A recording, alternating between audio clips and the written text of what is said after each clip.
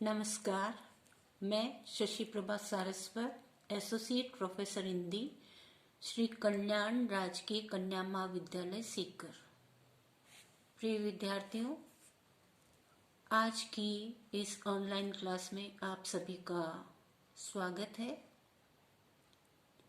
हमारा अध्ययन का विषय है कवि सूरदास।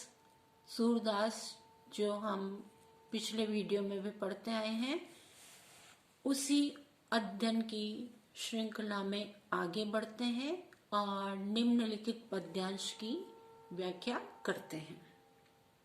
उर्मे माखन चोर गड़े, अब केसव निकसत नहीं ऊधो, तिरछे वे जो अड़े, यद्यपि अहिर जसोदा नंदन, तदपि न जात छड़े, वहां बने जदुवंश महाकुल, हमई न लगत बड़े, को वसुदेव देवकी है को ना जाने ओ बूझे, सूर श्याम सुंदर बिन देखे, और न को सूझे। निम्नलिखित पद्यांश आपकी पाठ्य पुस्तक से लिया गया है। सूरदास जी के सूर सागर सार से उद्धृत ये निम्नलिखित पंक्तियां हैं।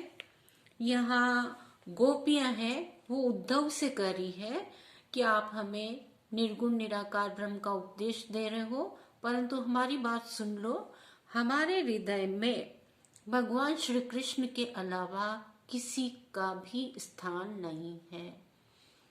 हमारे हृदय में तो भगवान श्री कृष्ण इस प्रकार बस गए हैं जैसे कोई आड़ी चीज बीच में अटक जाती है, उसी प्रकार भगवान श्री कृष्ण हमारे हृदय में बसे हुए हैं। उनके दर्शन के बिना हमें एक पल भी शांति नहीं है, चैन नहीं है। गोपियों ने कहा कि हे उद्धव, उर में माखन चोर गड़े। उर यानी हृदय। हमारे हृदय में, हमारे दिल में, हमारे हृदय में माखन को चुराने वाले श्री कृष्ण कन्हैया की छवि बस गई है। भगवान श्री कृष्ण का मनमोहक रूप हमारे हृदय में स्थिरता से बस गया है। अब कैसा भी उपाय क्यों न कर लिया जाए, वह छवि बाहर नहीं निकल सकती। कितने ही कोई करोड़ों प्रयास कर ले, परंतु हमारे हृदय से भगवान श्री कृष्ण की वह छवि कदापि नहीं निकल सकती, क्योंकि वे तो हमारे हृदय में तिरछे होकर अड़े हैं। तिरछी चीज कोई गले में अटक जाती है तो निकलना मुश्किल होता है। उसी प्रकार हमारे हृदय में भगवान श्री कृष्ण तिरछे होकर बसे हुए हैं। स्थिरता से, दृढ़ता से हमने भगवान श्री कृष्ण को अपने मन मंदिर में, हृदय में बसा लिया है। उनकी जगह कोई नहीं ले सकता।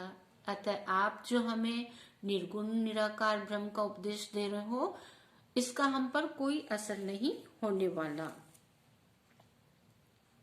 यद्यपि अहिर जसोदा नंदन, तदपि न जात छड़े। हे उद्धव, यद्यपि, यद्यपि यानी यद्यपि, यद्यपि भगवान श्री कृष्ण जाति से क्या है? अहिर, अहिर जाति के हैं। अहिर होता है यादव जाति, छोटी जाति मानी जाती है। तो कि यद्यपि भगवान श्री कृष्ण है, वे अहिर जाति के हैं, छोटी जाति से है, और हम ऊंची जाति की हैं, परंतु फिर भी हम भगवान श्री कृष्ण से अनन्य प्रेम करती हैं। हम उन्हें छोड़ नहीं सकती, उन्हें कदापि अपने मन मंदिर से निकाल नहीं सकती। अब वे मथुरा में जाकर क्या बन गए हैं? वहां बने जदुवंश महाकुल, हमई न लगत बड़े। हे उद्धव, अब वे मथुरा चले गए हैं और मथुरा में जाकर के यदुवंशी बन गए हैं, महान कुल के यदुवंशी बन गए हैं, परंतु हमें वे बड़े नहीं लगते हैं। हमें तो वही अहिर बालक, वही ग्वाले वही ग्वाला रूप, गायों को चराने वाला, हमारे माखन को चुराने वाला कृष्ण कन्हैया सदैव उसी रूप में हमें नजर आता है। तो भले ही वे मथुरा में यदुवंशी बन गए हों, महान कुल के बन गए हों, परंतु हमारे लिए आज भी श्री कृष्ण कन्हैया जैसे पहले था वैसा ही है। हमें तो वह जरा भी बड़ा नहीं लगता, हम तो उन्हें पहले की तरह ही आज भी वैसे ही मानती हैं। मथुरा में को वसुदेव, देवकी है को न जाने और बूझे। हे उद्धव, मथुरा में वसुदेव कौन है, देवकी कौन है, अर्थात वसुदेव के देवकी उनके माता पिता है। वसुदेव और देवकी उनके जन्मदाता हैं, माता पिता हैं। इस बात को हम न तो जानती हैं और न ही हम जानना चाहती हैं, न ही हम समझना चाहती हैं। सूरदास जी कहते हैं कि गोपियों ने उद्धव से कहा कि हमें तो श्याम सुंदर श्री कृष्ण को बिना देखे और कुछ भी नहीं सूझता है।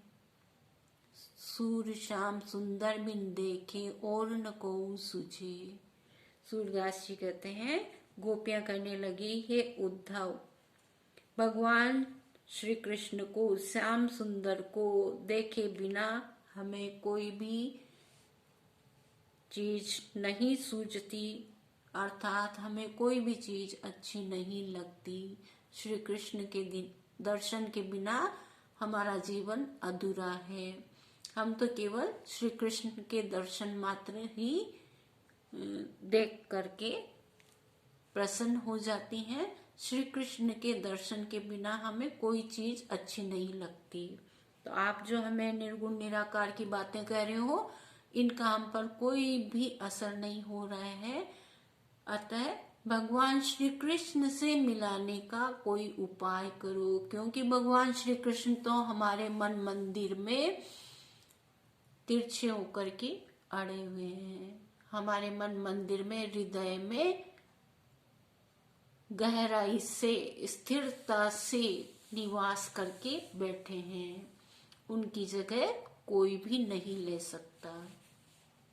विशेष टिप्पणी के अंतर्गत आपको लिखना है, गोपियां हर दशा में प्रियतम श्री कृष्ण का सामीप्य चाहती है, यही उनकी अनन्य भक्ति है।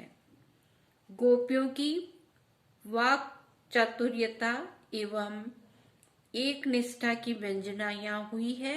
इसमें गोपियों की वचन व्यंग्यमय भी है। यहाँ पर अनुप्रास, परिकर अलंकार, काव्यलिंग अलंकार इत्यादि का प्रयोग हुआ है। बहुत बहुत धन्यवाद।